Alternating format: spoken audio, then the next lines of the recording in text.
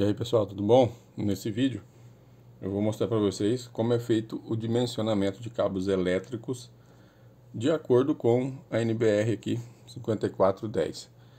Para o nosso exemplo, vou dimensionar qual vai ser a bitola do cabo para o circuito de tomadas para uma sala.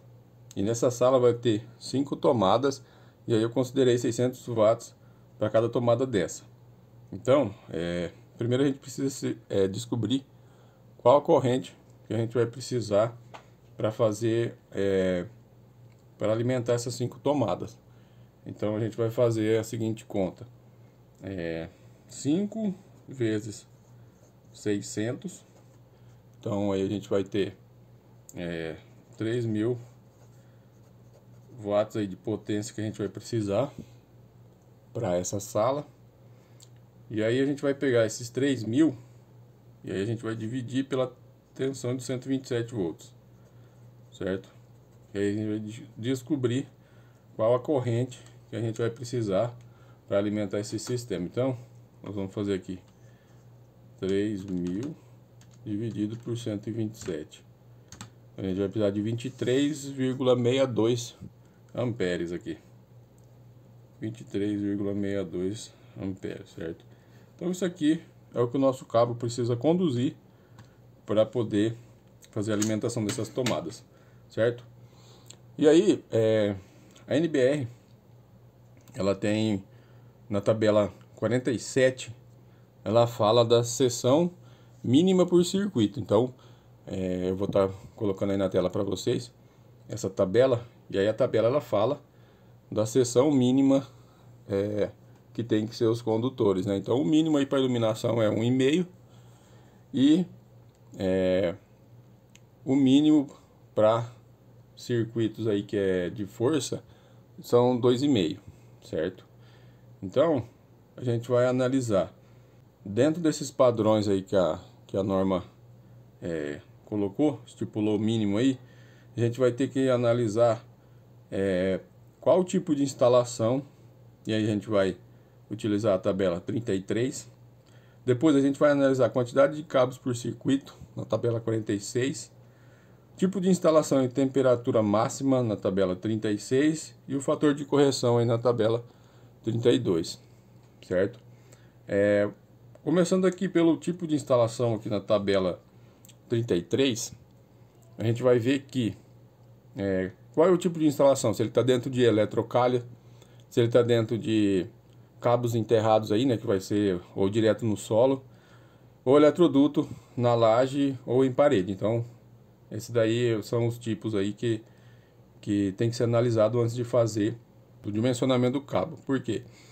Esses fatores vão influenciar na temperatura do cabo. Por exemplo, um cabo que está enterrado no solo, ele vai ter uma temperatura maior de trabalho, e quanto maior a temperatura, menor é a corrente que ele vai conseguir conduzir, certo? No nosso caso é o que está na parede, né? Então a referência dele na tabela é o B1, certo? Depois, quantidade de cabos por circuito na tabela 46.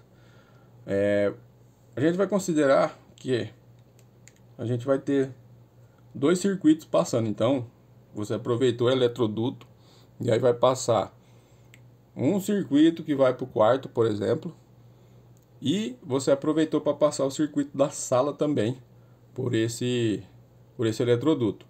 Então você tem 2 circuitos passando dentro desse cabo, certo? Então aqui vão ser, nessa parte aqui, vão ser 2 circuitos. Aí o tipo de instalação e temperatura máxima a gente já vai ter. Então o cabo que a gente vai usar nessa parte aqui é cabo de cobre. Cabo de cobre. O revestimento do cabo também influencia na temperatura. Então esse aqui vai ser revestido de PVC. Esse cabo aqui é para temperatura de até 70 graus. E tem também a temperatura do ambiente que a gente tem que considerar, porque tudo isso daí vai influenciar na capacidade aí de condução de corrente do cabo. Então a temperatura do ambiente aqui vai ser de 30 graus. Isso aí é um padrão, né, que a norma usa. Essa daí a gente achou esses valores aqui na tabela 36. O fator de correção ele vai ser em função da quantidade de circuito que vai ter. Por quê? Você já tem a temperatura do ambiente, e aí quanto mais circuitos você tiver dentro de um eletroduto, maior vai ser a temperatura dentro desse eletroduto, então ele vai diminuir a capacidade de condução de corrente dos cabos, né? Isso eu falei lá no começo. Então, como o nosso número de circuitos é 2, se você olhar na tabela 42, você vai ver que para esse número de circuitos aí que é 2, nós vamos ter um fator de correção ali de 0,8, certo?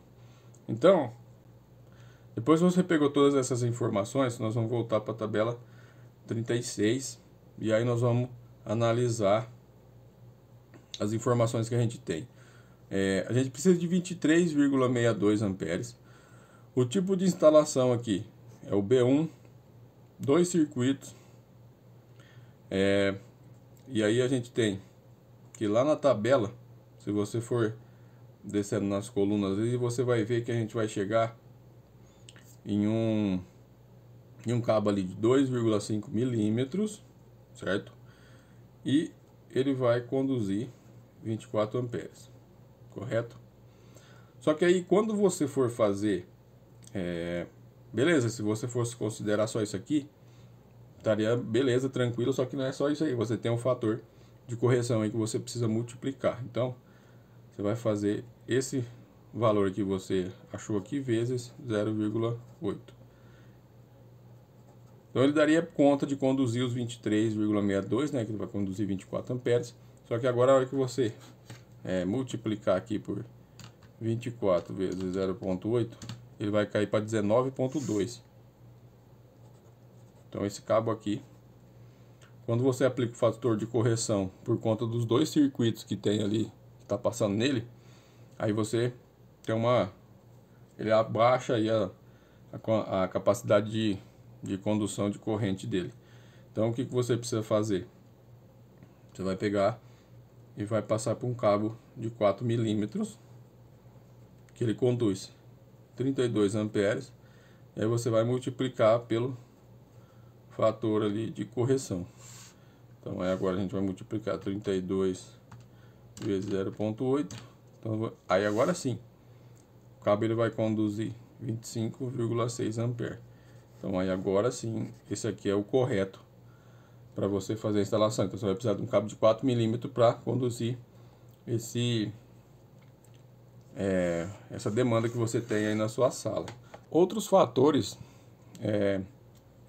você poderia levar em consideração também, que por exemplo fosse a distância.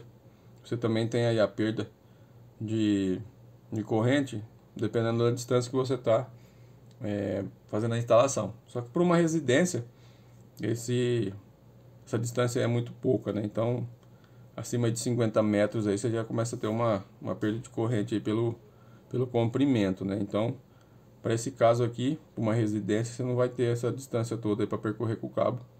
Então, essa análise aí você não vai precisar fazer, certo? Então, nesse vídeo, era isso que eu queria falar para vocês. Espero que vocês tenham gostado. Se ficou alguma dúvida, deixe aí nos comentários. Se você gostou desse vídeo, deixe o seu like. E se ainda não for inscrito, se inscreva no canal. E até o próximo vídeo.